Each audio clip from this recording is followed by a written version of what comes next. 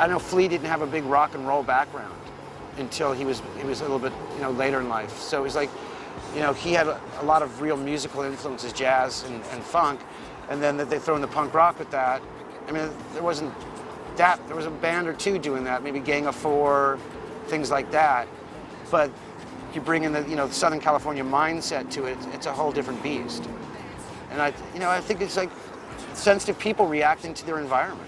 When I was in Miami and saw them in '86, I mean, a lot of my friends had the first two records, and you know, we listened to them and thought Mommy Where's Daddy was great, and saw them at the Cameo, and they were just a great high-energy band. And then Uplift Mofo Party Plan came out, and everybody I knew had it. And then a few years later, Mother's Milk comes out, and I love this record, and everybody I know loves it and loves Higher Ground and thinks it's one of the best cover songs ever. And then you find out much later that I guess they weren't that big then. And it was a huge surprise to me, because I thought they were, oh, they're huge, you know, one of the biggest bands ever, because everybody I knew them. I think it wasn't from the very start that we knew they were going to go somewhere, because back in those days here in town, there was nowhere to go. It's before that type of music, whatever type of music that was commercially viable, so there really wasn't a place to go. It was just, I just knew that from almost the very first gig, the people started showing up. And from the very beginning, they were selling out clubs. I mean, from the very beginning. Although the Chili Peppers quickly formed an underground name for themselves, their first album made little noise commercially, and they remained very much a South Cal touring act. Well, I think the problem with their early sound was that it didn't translate well into recordings, and therefore into radio. You really had to be there. And so the live show was very frenetic, and they were famous for their onstage antics. And you know, Flea's always been a super high energy performer and still is. But the problem is, you know, spreading the word that way takes a long time. You know, if you're going to be playing to 200 people a night, it's going to take a long time to conquer America. Now, basically until Nirvana hit, there was, you know, no huge market for this music.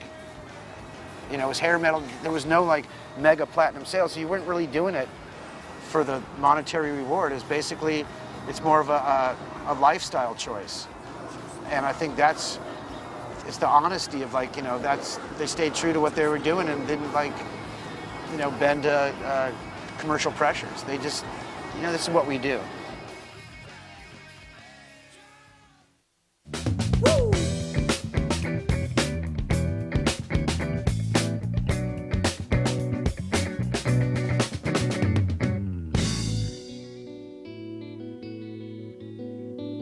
By the late 1980s, Hillel Slovak and Jack Irons were back on board, and the Chili Peppers had released 3 more albums: Freaky Styley, Uplift Mofo Party Plan, and the Abbey Road EP. It looked as though they had everything going for them, but then tragedy struck. In 1988, Hillel was found dead in his apartment from a heroin overdose. Jack Irons left the band, and Anthony, an addict himself, took time out to kick his habit. Picking up the pieces for them was a difficult task, but at the same time a necessary task, because the music couldn't just die with somebody else, you know, and that it's important to carry on in life, and they recognize that. After an exhaustive search for new members, D.H. Peligro finally joined the band as a drummer. But his time with the Chili's was to be short-lived. I got kicked out of the band because of, you know what, drugs. I was on drugs, I was strung out, I was a heroin addict, I was like missing fucking rehearsals, missing sound checks. I was really detrimental to the band. I was just really, really fucked up. And you know, Anthony had his problems, but he was doing good. And it was kind of crazy. I would go off and just disappear for a while. A few times I didn't show up for sound check, and I came back and Flea just like yelled at. He just let me have it. You're fucking having beers for breakfast, and Anthony fucking doing this, and you're fucking up. He was like this little guy, and I was just like, okay, all right, calm down. After several lineup changes, the band finally struck gold.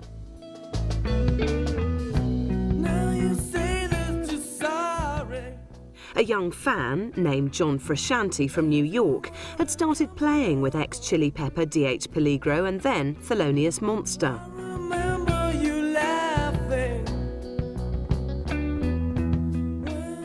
John knew every chord and lyric to every Chili Peppers song. Flea was blown away by his talent.